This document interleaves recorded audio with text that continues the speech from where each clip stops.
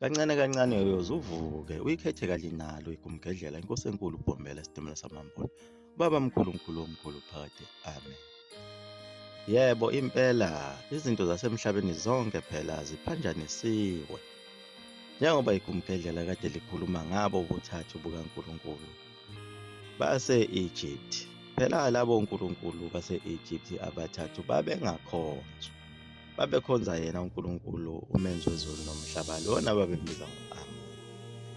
Phela ubufakazi bokuthi abantu bakhona e-Egypt nababephila khona kwa-Israyeli iwona impela amaZulu noma yiso isizwe samaNguni. Ukubona ngakho ukuthi lobo uNkulunkulu bebusetshenziswa khona impela lapha kwaZulu. Phela uzokhumbula kahle ukuthi emizini esaphila isintu yasemakhaya kusasetshenziswa lobu buNkulunkulu, hhayi laba basemalokishini abathunjwa yiwo amaNgisi baphucwa amasiko namagugu abo, nalaba sebayikhethela ukuhlala emadolobheni. Baphila yona impilo yezitha zethu, bathatha naloku kukholwa kwezitha zethu. Phela ekhaya umuntu wokuqala kuba umama, bese kulandela ubaba, bese kuza indodana, inkosana phela. Okuyibona abantu abayisiqu sikaNkulunkulu sokwakha ikhaya. Ngokwesintu noma ngokwesinguni, ngisho ubaba wekhaya uma esekhotheme, izinto zisala kumama. Uma naye umama esekhotheme, izinto zithathwa inkosana. Iphatha wonke amagugu omndeni, iphathe ngisho nempepho, yona inelungelo lokuthi ikwazi ukukhuluma nabadala sebalala othulini lomhlaba, iphinde ikhulume noNkulunkulu umenzi wezulu nomhlaba. Uma engakuthathi futhi konke lokhu inkosana ingena kwenkulu inkinga nawo wonke amashwa lawo ukuthi igcina ifile, ihlaselwa izifo eziningi. Lezi phela okuyizona ezibulala abantu namhlanje abangaziboni ukuthi lezi zifo lezi ziqhamuka kubo phela abantu abadala, amathongo. Izifo ezifana nawo ushukela kanye nekhensa no-meningitis. Zonke lezi zifo lezi ezinamagama amnandi esilungu kodwa ezibulala kabuhlungu zilethwe yizo izidalwa lezi ezingenzelwa imisebenzi ngendlela efanele. Zikhalaza nangokuphathwa kwamakhaya ethu angasaphethwe ngendlela lapho kutholakala khona inkosana ekhaya isindisiwe.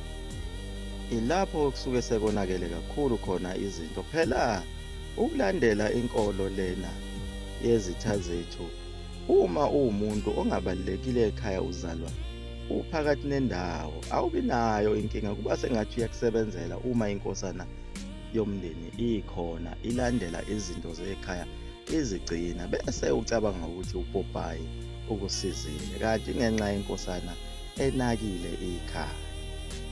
Ngoba phela unenhlanhla lo muntu lona ozelwe nje ophakathi nendawo, ongekho ekuqaleni futhi ongekho ekugcineni. Abantu emndenini abasenkingeni inkosana, bese kuba yiso isigcino, kanye nayo indodakazi lena ibizwa ngomafungwase nayo isenkingeni. Ngoba phela laba yibona abantu abangabaphathi bekhaya.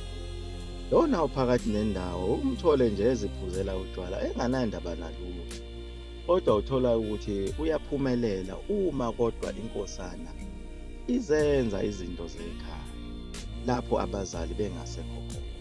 Kodwa uma abazali bonke bephila belandela umthetho, zonke izingane ziphila kahle ekhaya, noma ngabe ziyaduka zithathwe yizo izinkolo zezitha zethu lezi ziphile kamnandi. Kodwa lapho kuhamba khona abazali emhlabeni, ilapho kufike konakale khona izinto.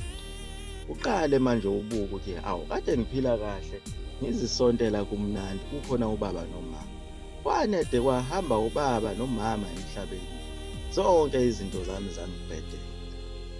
Kanti ilesi sikhathi sekuqala wonke umsebenzi usuzohlala emahlombe akho, sekufanele ukuthi wena unake umsamo, unake noNkulunkulu, hhayi uPopayi. Pho-ke unake ukuthi kuwo wonke lamabandla ethu esiwalandelayo esawanikezwa uye phela umlungu. Ngalesi sikhathi sicindezelwe, singavumelekile ngisho ukufunda izifundo ezizinhlobo ezithile. Umuntu omnyama phela wayengavumelekile ukufunda ezegogode, wayigcina khona lapha ey'fundweni ey'fana no-teaching, ebe yiphoyisa noma ebe unesi. Kodwa le nkolo lena yona yayilokhu isemthethweni abantu bengakhululekile kuze kube namhlanje isemthethweni. Isemthethweni kanjani into abantu becindezelekile? Izobaphilisa na lento? Phela umlungu akakufuni okuzophilisa umuntu ukuthi kube semthethweni. Wenza ngawo wonke amandla ukuthi lokho kuvale, kodwa lokho kuzobulala umuntu kube semthethweni. Ukukhishwa kwezisu nokuthandana kobulili obodwa kusemthethweni, kodwa ukuba itshitshi kubi akukho emthethweni. Kuke kwakhuluma inhlangano ebekhulumela amalungelo abantu besifazane. Ngalesi sikhathi phela kukhulunywa indaba ukuthi amatshitshi kumele ahole. Le nhlangano yalwa yaxhuma yaya phezulu phela ilwela ukuthi amatshitshi awangaholi, ngoba kuzohlambalazeka lezi ngane esezizalele emakhaya, lapho zona lezo ngane zibe zihola iqolo ngokusemthethweni. Konke lokho phela okuchazwa yikumgedlela kwakuyilo icebo lakhe umlungu, ukubulala isintu noma isimboni sabantu sokuphila lesi aqala ukusibulala khona lapha e-Egypt, njengoba kade lichaza ikumgedlela ngobuthathu bukaNkulunkulu. Ufikile futhi umlungu wazokubulala khona lo esaqhubeka nawo umsebenzi wakhe ukuthi abulale bonke lezi ziqu ezintathu. Kulo phela lelizwe ufike wathatha lo nkulunkulu ongubaba wambulala, nangalo nkulunkulu ongundodana inkosana phela nayo ibulele.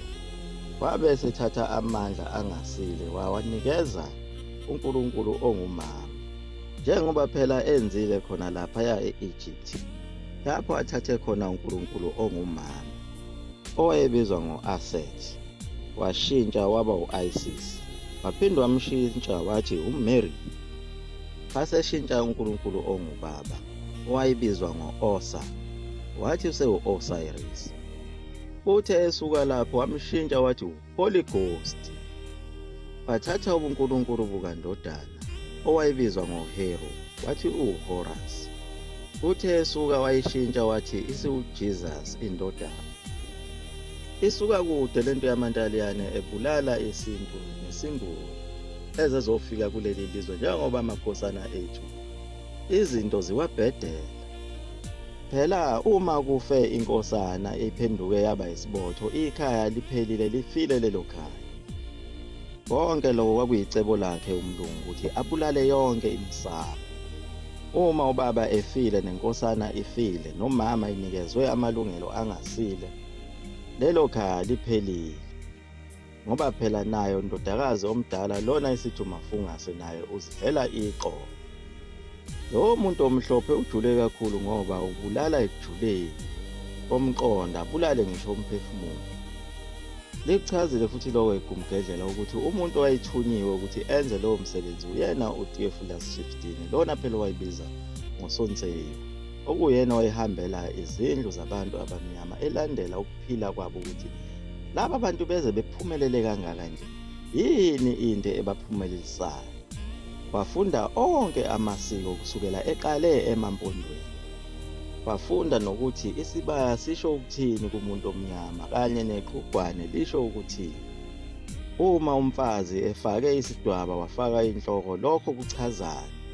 Indoda uma ifake ibheshu, lokho kuchazana. Lokho phela babekususele lapha empini yasesandlwana ukuthi size sehlulwe ngabantu bephethe izagila nemikhondo namahawu. Babe wathathephi lamandla? Base bewuthola lo mlingo wabantu abamnyama ababewuphiwe nguNkulunkulu. Base bewuvala ngokuthi bethathe laba bantu bonke babafake emishini esontweni. Babe lokhu beliqoqe njalo lolu lwazi lwesintu ababesinikezwe uNkulunkulu abantu abamnyama. Liyaguqa lapho ikumgedlela mzulu amafutha omkhulu P97.